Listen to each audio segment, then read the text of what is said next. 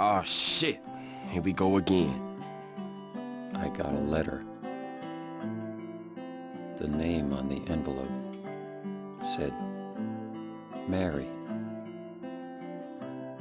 My wife's name. It's ridiculous. There's something special about the late 90s, early 2000s era of video games. Every time I boot up a game from that period, I immediately get sucked right up into it. At the risk of sounding really cheesy and lame, games from this era, they just feel safe and familiar. It kind of feels like you're in a town or a place that you grew up in. Or like when you were like 10 years old and you would go to your Meemaw's house. Hey man, are you good? Come on. Bring it in. Let's hug this out. Come on.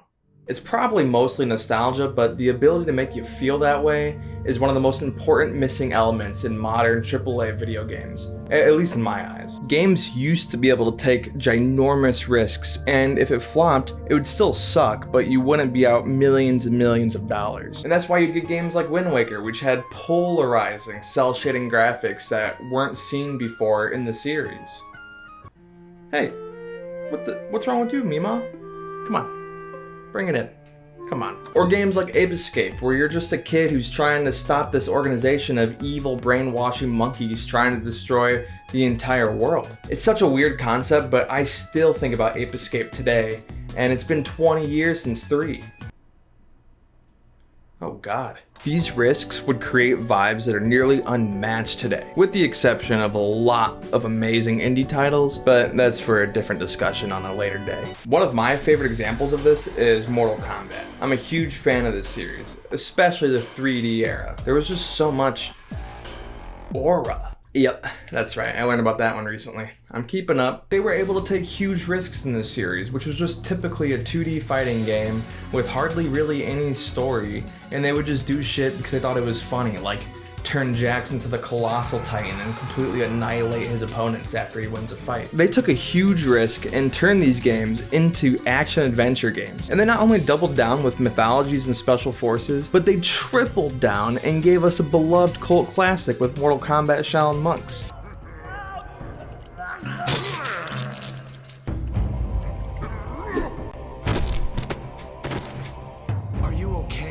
Yeah, Liu Kang, I'm sure he's gonna be just fine. I think that there's something special with the fact that you can boot up any game from this era and just simply hang out. When I was a kid, I would boot up my brother's Ocarina of Time save file and go straight to Kakariko Village and just run around in circles, just swinging and slashing away. Or in Twilight Princess, I would go to Lake Hylia and just swim around. Or in Lego Star Wars, which of course was a risk in itself because it was Star Wars, but instead of the Battlefront style we knew from the game series, we got a Lego-fied, and it was freaking genius. And we got Battlefront 2 in the same year, just in case you didn't love this experimental direction. I would just sit in Dexter's Diner or Mos Eisley Cantina in the sequel for hours, causing chaos with the entire cast of the series. Or when I was a kid, I was just too stupid and too scared to do anything in the Resident Evil 1 remake on the GameCube. I spent a ridiculous amount of time on the first 5 to 10 rooms, and I could never figure anything out, so I never saved, never got the ink ribbon, and I would just restart over and over again,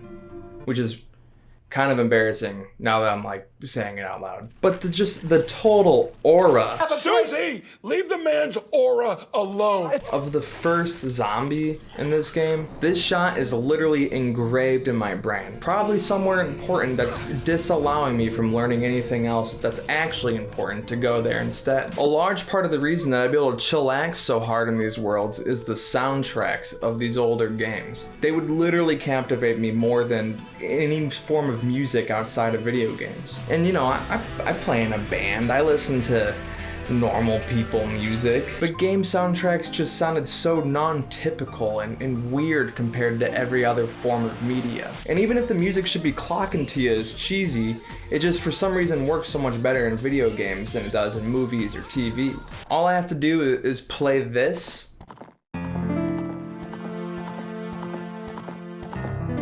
and anybody that has played this game in the last 20 years awakens like they're a sleeper agent that just heard their code word. I mean, if you just go to the comment section in a video like this one, you have countless people from all different eras telling you about how this music makes them feel, still, today. Or you can even traumatize an entire legion of older Gen Z and younger millennials by playing this. Yes, that's right. Just give me your login information. I promise I'm a Jagex employee. And you're about to be a RuneScape billionaire.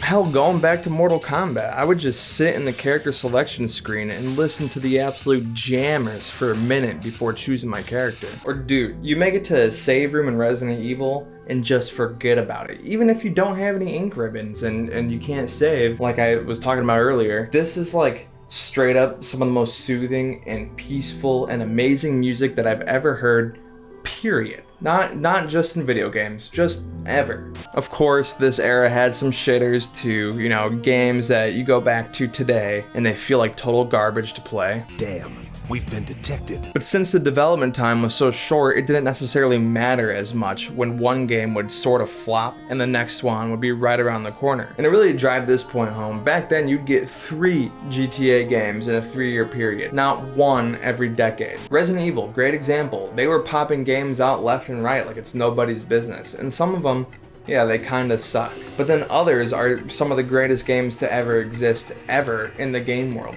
Each crafted world in this era felt so unique and special to me. I could talk about this for hours, and there are literally 1 billion games I didn't talk about here because, well, for one, I make one YouTube video every 3 months to a year, and making a 3-hour video that maybe 100 people would even click on might just be a little bit overkill. And for two, it's such a personalized experience for all of us, and I think that's part of what makes it so special. People who grew up with Metal Gear are gonna have the exact same thoughts and feelings that I do for Zelda or Mario. And of course, there are still games that nail the atmosphere and charm of the older games that come out today, like all of the Souls games. Hey, you feeling alright, man?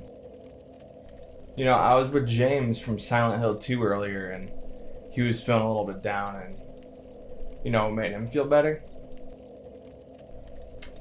Just bring it in. Oh, come on, it's not that bad, dude. Just, come on. Or one of my absolute favorite games of all time, Outer Wilds. Oh, whoa, hold up.